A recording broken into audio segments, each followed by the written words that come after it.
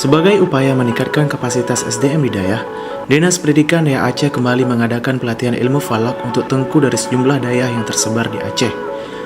Acara yang bertemakan pelatihan ilmu falak untuk meningkatkan pengetahuan dan keterampilan sebagai metode pengembangan sumber daya manusia yang teoritis dan praktis ini akan berlangsung selama 4 hari mulai 26 sampai 29 April 2019.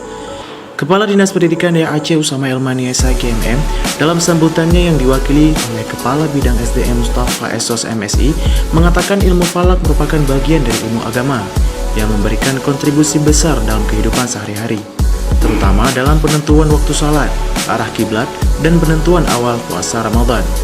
Kata Mustafa saat membuka acara di Hotel Mekah Banda Aceh pada Jumat malam 26 April 2019.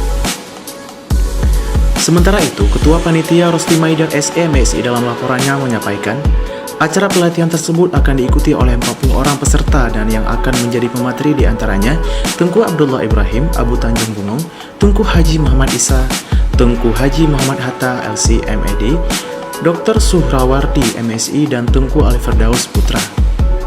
Sekian, Humas Dayah melaporkan.